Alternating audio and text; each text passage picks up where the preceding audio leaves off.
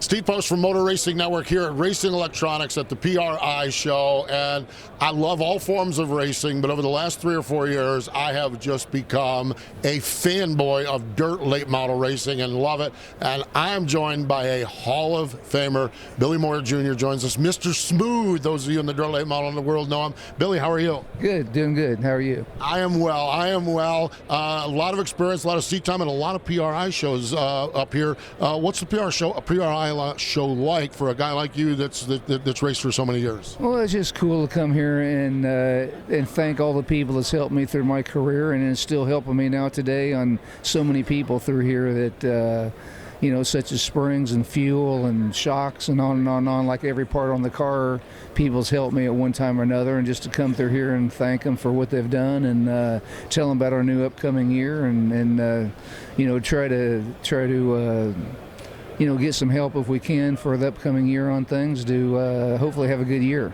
I love the new and upcoming year because I went around and I Googled last night. I did some homework and I read a press release 6 or 7 years ago that Billy Moyer's retiring. He's about done. He's trying to get out. That retirement didn't work for you, did it? No, it's there's something about everybody brags about retiring and be able to sit home and relax, but some people can, and I think racers can't, because like we was talking a little bit ago.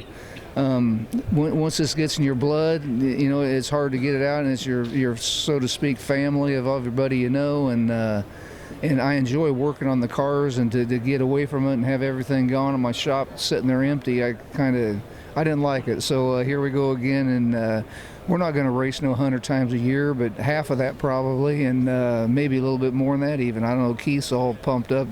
I don't know what we're going to do, but we plan on hitting it hard, and not really going to run a series, I don't believe, right now, but just kind of run, we're out of Arkansas there.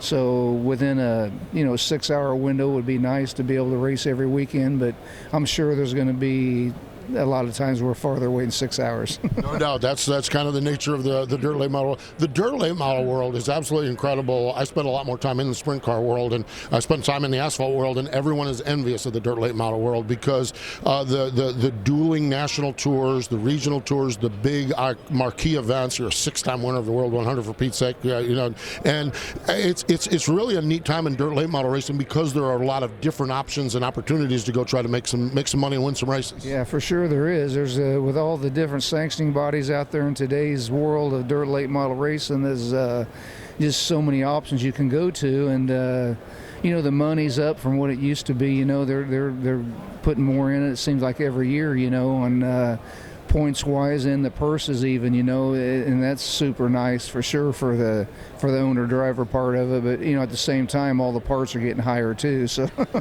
yeah. No doubt. No, one goes, one's joined by the other. Dirt late model racing as a whole, the action on the racetrack, has it evolved much? What is it? We have a big hot button issue in sprint car racing about aggressive driving and everything. Has that been the case with younger drivers, or what's been the racing on the track like in the dirt late model world? How's it evolved? Well, it's kind of the same way. It's way more aggressive than what it used to be. Like. Back some years back, and not even that many years back, in a 100-lap race, or you wouldn't run as hard as you can run the whole 100 laps. You'd kind of save your equipment, save the tires and brakes, whatever, and then so you're ready to go the last 25. And nowadays you just you run the whole 100 laps about as hard as you can run. And we don't run a whole lot of 100-lap races anymore, which I think that's fine. It's just 50 laps is enough, and then and the reason I say that is equipment-wise, like at the end of the year, when you run 1,500 lap races versus 1,550 lap races, look at the time you've saved on your engine, your transmission, rear end. That's what I'd look at is from a car owner point of it. It just kind of saves on your equipment a little bit, and I think at 50 laps the fans get a good enough show anyway. But on the aggressive part, like the question was, it's definitely the younger guys coming there, and they're up on the wheel. And in the dirt late model world, one thing is these cars are built around running in yaw and just there's no more just running them straight and like an asphalt car and kind of being careful with them. It's just wide open to run them in the corner sideways, stick the right rear in the ground. and kind of some of the finesse part of it that I've been accustomed to. That's why I got my nickname. It's a lot different than it used to be. Every once in a while the track will slick around and come around to where my style, and I really like that kind of racing. But for the most part now, they re-prep the tracks all the time that they never used to do that. And, so they re-prep the track, and you go out there and in a 50-lap race, a lot of times you're going to run wide open for half of it, and that's fine and dandy in some aspect, but if you start a ways back when they re-prep the track like that and make it super fast for a while, and you got to start 12th or something or 14th, it's just not going to happen. When it's slicker, you can move around more, and the times are slower, but I feel like the racing's better. But I guess the promoters and them argue with me. There we go. Exactly. That's why you're Mr. Smooth also, that. So the technology in dirt late models, Billy is a guy that's been around forever and a hands-on guy. How do you keep up with the technology? What are the challenges with that, and how do you do that? Well, it's tough to try to stay up on top of everything. I mean, a lot of these guys, engineering has come into our sport more now than what it ever has, and it's just a lot of who you're involved with your chassis builder and with your shock people that are testing a lot and have this telemetry stuff on cars, and they're testing with the telemetry and tells them what shock speeds are and all that stuff, to where you can't really do it, especially at my age. The computer age is just, I'm a little bit ahead of that. So, I'm lucky if I know how to text and barely can turn the computer on, and all these kids today, I mean, they're on their phone and Facebook and all that stuff, you know what I'm talking about. But and you just got to have some people around you, I think, that you can be involved with that does stay on top of the stuff, like I said, such as your shock people and your chassis people that test and kind of let people like me know what they find out through testing, and just get me close is all I ask them to do. Just get me started and tell me if they found out something that's really good this week from last week. Just kind of tell me if they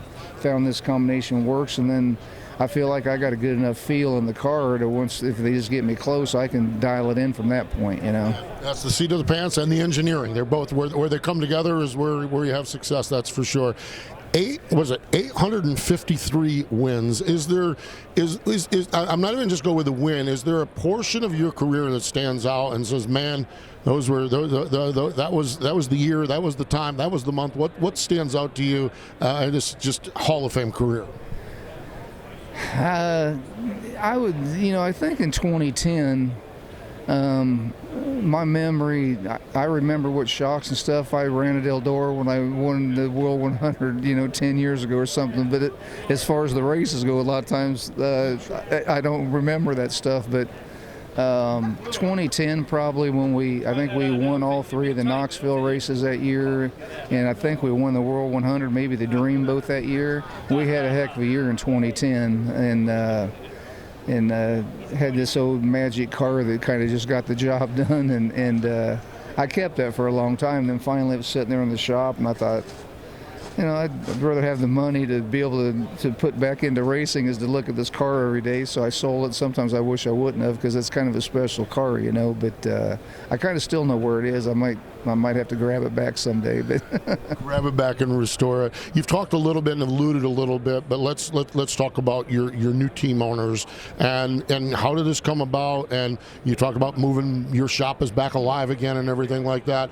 Just tell us a little bit about that. And Chassis, who you're partnered up with, what kind of deal you have for next year? Well, Keith and Ellie Lawson is who's teamed up with me here on the ownership part of this deal, and I've known Keith for a long time, but never the way I know him today.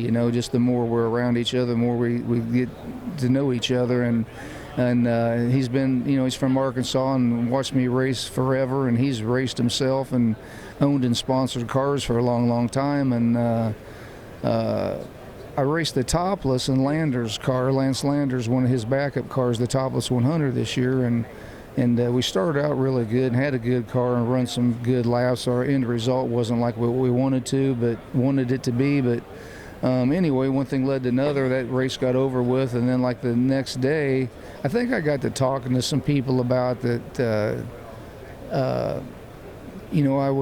I wanted to come back and race again. So anyway, Keith called me up, and one thing led to another. He just called me on Sunday after the Saturday race at the top. Let's see, to back up, tell the story real quick a little bit.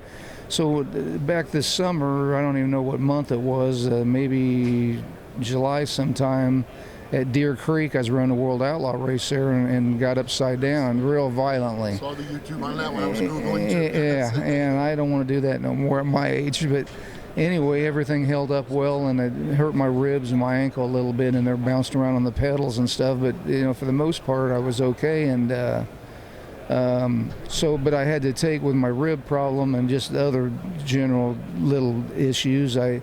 The doctor, especially when you break ribs or crack ribs, whatever, it takes a long time to heal. So anyway, I took 30, 40 days away from it at least, and then that topless deal come up, and I jumped in Lander's car, and one thing led to another, and anyway, I was telling somebody about wanting to come back and maybe do this again, and that's when Keith called me, and one thing led to another, and so here we go, and on the race car part of it, we bought a car from Lance Landers there. It's a Longhorn, and really a good car, I feel like, and we're going to get another Longhorn. We're in line here. Keith's, we're figuring out how we're going to do it, but we're getting another one, whether it's new, used, whatever, and another engine. We got Coronet engines right now, and he's got a Clement engine, so we're getting teamed up to where we geared up to where we have the right equipment, hopefully, to run on a not a national level, but a regional for sure. Like I said,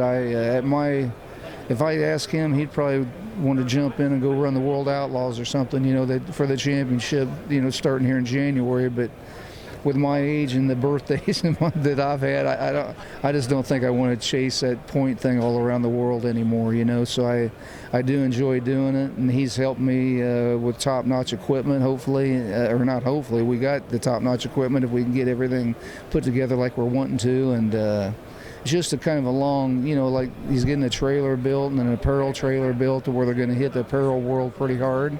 So Ellie's going to do that, and Carla will help her, my girlfriend, and so we're looking for a good year on the apparel part of it. And then he's getting a race trailer built. What I'm trying to say is I told Keith the other day, I said, man, I said, what you're doing here, I said, it's took people maybe 10 years to get where you're trying to get in 1 year. On apparel trailers and a race trailer and your four-wheelers and pit carts and race cars and engines and our help. I got Steve, my old crew chief, been with me forever. I got him coming back to help, and we're looking for one other boy to help us, just on other, we need one more helper, so we're trying to find that. And anyway, we're just trying to get all this stuff together. Like I said, 10 years or at least for sure 5 years worth of stuff, and just over the winter here. But he's full energy, and here get it done somehow, I'm sure. Man, I'll tell you, that is so exciting. It really, truly is. Billy, I am so glad he came over. He came over and says, "You want to talk to Billy Moyer?" And I'm like, "Do I want to talk to Billy Moyer? Have you lost your mind?" Yes, I want to talk to Billy Moyer. And he came yesterday, and we were just slammed. And I'm like, "I want to talk to Billy Moyer, but I don't have time. Come on over next morning." And we did. And Keith and Ellie brought you over here. I just appreciate the time. Can't wait to see you at the racetrack. And Mr. Smooth Apparel will be out there too. Going to have to make sure we order that up. But thanks for the time. Hey, thank you. I appreciate you having me, and had a ball here. Thank you. Billy Moyer Jr., Mr. Smooth, joining us here at the Racing Electronics display at PRI.